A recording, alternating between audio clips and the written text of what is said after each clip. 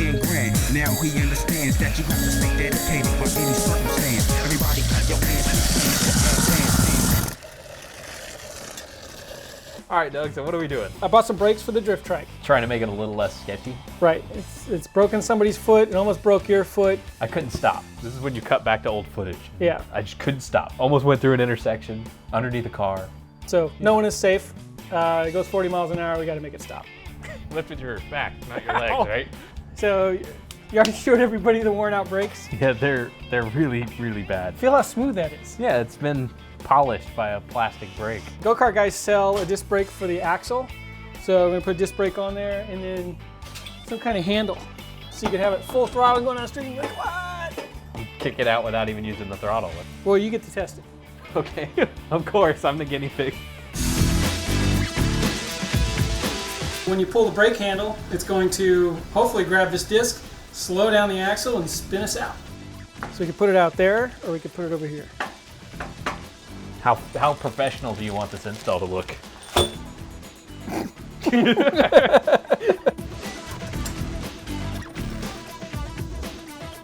This is a fine thread bolt, which means it has very fine threads. And then this is a coarse thread nut, which means that they don't go together. All of this is just over. And why are these castle nuts if you have no through hole on the bolt to put a cotter pin? Well, I don't understand. Doug's over there raiding his own bolt stash to find the right bolts to put the brake kit together. So they gave us fine thread, and they gave us coarse thread, and they gave us metric, and they gave us some standard stuff. Don't forget the castle nuts. Castle nuts, but no dead mice. You're gonna have a bracket. So it's got to be like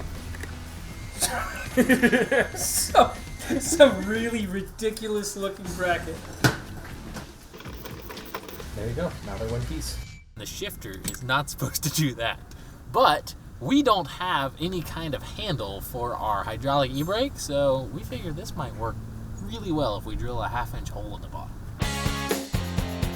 Also, this could go very poorly and I could destroy this very quickly. Wait. No, you're good. I didn't say that. It's not cool. See, I'm sitting over here. He's actually doing work on the Drift Trike. I am literally doing nothing of importance at all. Look at that. Dude. So classy now. It's not one of the things I've done that I am most proud of.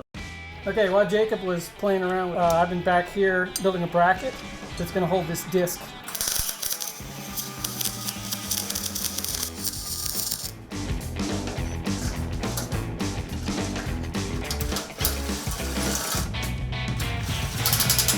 All right, I'm gonna put the caliper on. This basically connects to the brake handle up front. So to keep this from sliding, and this is gonna hold the keyway. You really care about my safety, don't you? That's it, John. I'm gonna let him distract me from his work. This is John McGann in Truck Norris. Well, this is a long-running carcraft project. This isn't a 283 anymore. No, it's a little bigger. This is a 540, big block from Blueprint Engines. It needs 716 horsepower at the crank at West Tech. Naturally aspirated. Naturally aspirated, yeah. It's a monster. And it's backed by a 6-speed. 6-speed. This is not an automatic. T56 6-speed in this.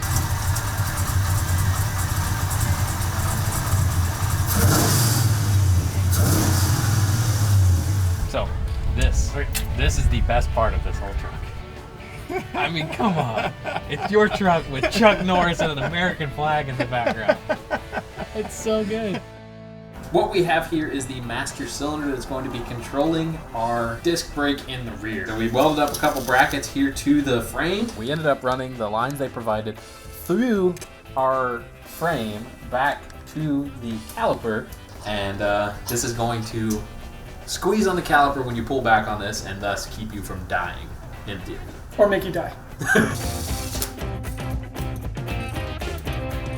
All right, to bleed the brakes, you pump the brake a few times slowly, then hold it, and then you crack this open, fluid should come out. Oh, on the floor. Then you lock it.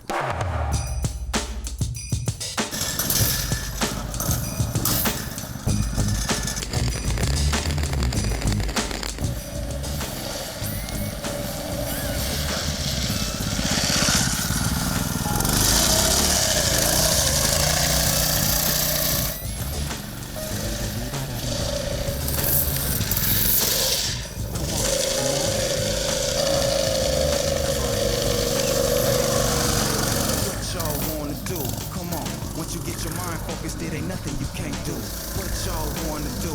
Come on, once you get your mind focused, it ain't nothing you can't do.